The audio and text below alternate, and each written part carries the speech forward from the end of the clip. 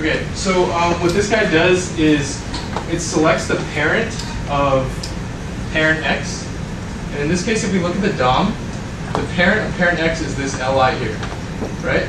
So we've selected that li with .parent, and we're going to add a .click to it so that the list style type, basically this bullet point, will change to a circle. So we click it, becomes a circle. The other one right here is the next function that we're doing is something called .find. So what .find does is it allows you to select, you first select your category of elements, right? In this case, li, and we have two li's here, here and here. So we want to only select the li's that have class.findX, and in this case, the only one with class findX is this guy right here. So we click that, that should change to ground. Okay, one more thing. The last thing is .closest, and in this case we select findX, and we find the closest parent, closest ancestor that matches the CSS selection we've given. And in this case, the closest parent to, wait, it's parent X, right? Oh, sorry, findX. The closest parent is this guy right here, this li, because that's the closest parent we're looking for, and so that should be the one we select. So double clicking that, which is the event that I set, changes the background color to red. All right, that's traversal.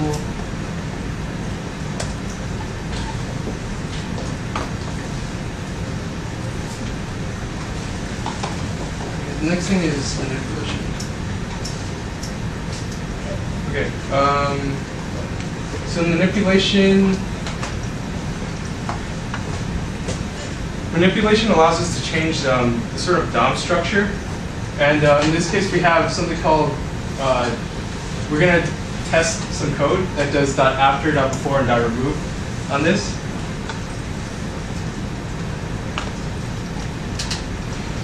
So this is the paragraph with ID first P.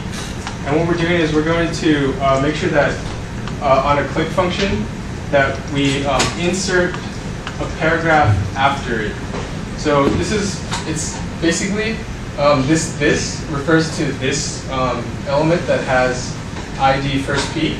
And it says .after, which basically means that, like, add this after, and what we want to add is a paragraph called a new paragraph after. That's what it adds here. In this case, we want to add a paragraph before. So change the event handler to be a double click. So if we double click that, it'll add a paragraph before. So if you also notice that when I clicked 3 times, that it had generated this paragraph above, and another paragraph below. So cool thing about JavaScript is that it's reusable, right? So you can continually add and add and add into the DOM structure. The last thing, the other function is called .remove, pretty self-explanatory. In this case, I've set it up so that when we click this button, it's going to select this paragraph and remove it. And last thing, this is something you're going to need for the lab. What I have here is X2. So what I have here is I selected X2, which should be this guy, this field, or this input. And what I've done is I want to pop up a JavaScript alert box that shows, that basically tells me what's the value in this box. So we do that by selecting this, which is this guy right here, and it'll pop up a little dialog box that tells us that the value is field 1. Okay? Any questions so far? Yeah. Can you change the exclamation icon? Change the what? You know how when you click the field 1, it has like the little triangle exclamation? Can you like change that? I don't think so. Okay. It's kind of like a systems thing. Yeah. I think kind of down low, what it does is it tells Firefox or whatever browser that you want to make an alert pop up, and then that alert has to like probably abides by some sort of standard. In this case, there's probably always that cautionary sign. If you want to have like with applications, you've probably seen applications where like you click something and it pops up, but it like looks very styled and nice. That's actually not the same as this. Is like the system alert kind of thing. You can use what are called modal dialogues or something. Yeah. So I showed you guys a modal dialog last lecture, but what you do is you actually create kind of a div or a container, and you make your own pop-up window. The JavaScript also. So like kind of like how it works is like you have this like div position in the middle. You guys learn positioning, and then when you press something, at first it's hidden, and then when you press like a button or whatever, you have JavaScript make it like unhidden. So then it acts like a pop-up, even though it's not a true like alert pop-up like this is. Yeah. When you do a double click, does the double click event absorb both clicks? So the click event doesn't receive any, or does the click receive both clicks too? You have to double click really fast together, right? Yeah, Just that's click what. once and then click another time, and then it'll be double. Right, it has to be within some time threshold. I think it That's a does. double click. Wait, so you're saying that? No, it doesn't. It does both? Sorry, it does both. I feel like it does both. It would be both. Yeah, it actually does both. So one double click and two clicks. Right. So 3 events fire, is that right? I think a double click is different from that. Yeah, a double click should be just da-da. Right, actually, no. A double click would be different because if you see the example earlier, it didn't fire up 2 extra paragraphs to the bottom. It only fired up 1 because I clicked 3 times. Oh, you clicked 3 times? Yeah. Okay. So if I clicked, if I only clicked twice, then it was the case that both the double click and the click were both working together, then it would create the paragraph above and 2 paragraphs below from each of the 2 clicks, right? Right. Okay. What if you want something like you click it once, it'll expand, and you click it another times, it'll go back? So that's something called toggle. Okay. I have an example in the text for here, I think. Okay.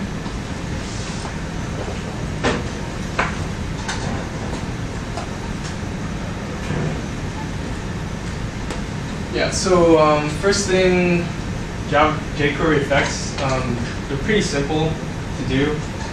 In this case, I'm selecting the first paragraph and I'm doing a slide up. So it's going to slide up first and then it's going to slide down. So it sort of functions in the order that it's written. So it does this guy first and then it does this guy. If I switched it around, probably wouldn't do anything because there's nothing to slide down, and then after that there's nothing to slide up. So click it, it slides up and it slides down. It could look a lot cooler, but this is strictly for demonstration purposes, so it doesn't look that awesome. Okay, this is what you're talking about, slide toggle. What I've done is I've created a button to basically slide and unslide it. So you just click it, slides up, click it again, slides down.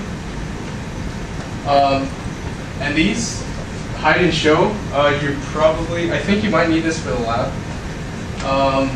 It's pretty self-explanatory. You hide it. So in this case, I decided to hide the entire form. And then you click show to show the entire form. Last thing. Okay, yeah. So this is kind of a cooler thing. What .animate does is it takes in certain CSS attributes. In this case, I had font size equal to 3 emeralds. Okay. Anyways, this is like this is something that you can use instead of pixels. Yeah. So there you have 2 buttons, one for hide and one for show. How do you do it where you have the same button? I think, yeah, so you would, Can't you just do it? is it toggle hide, toggle show?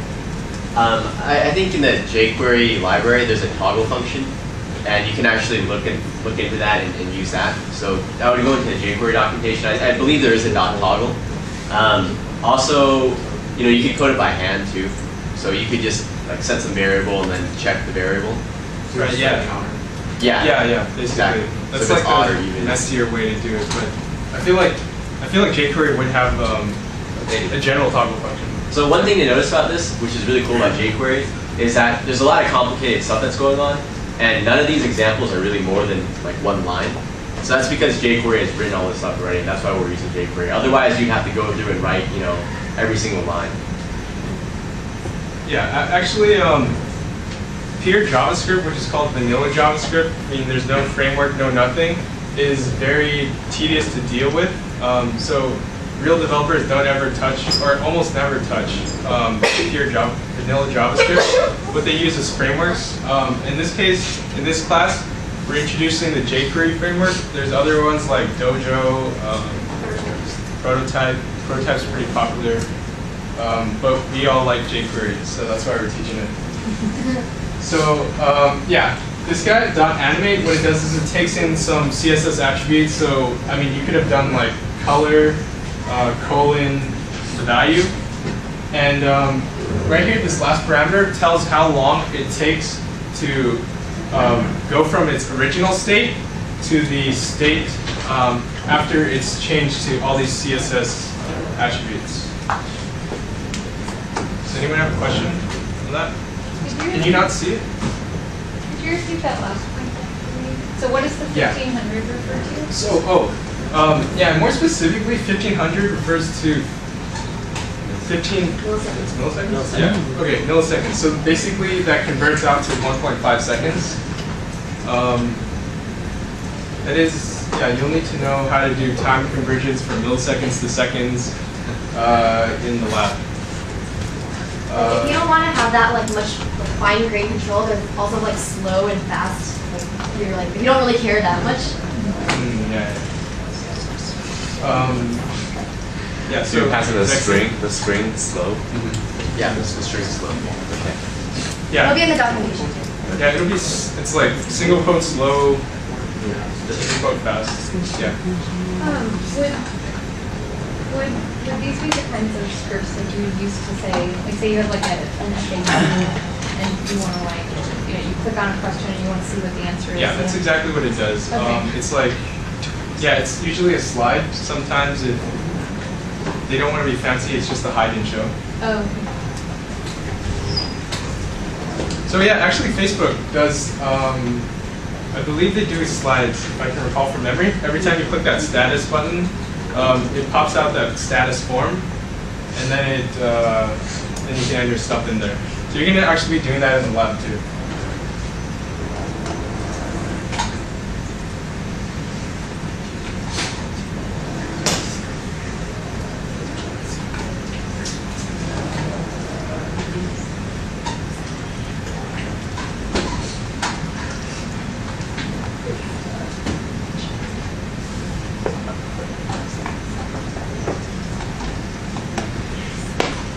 Okay, so I'm going to talk about some boring stuff for a little bit now.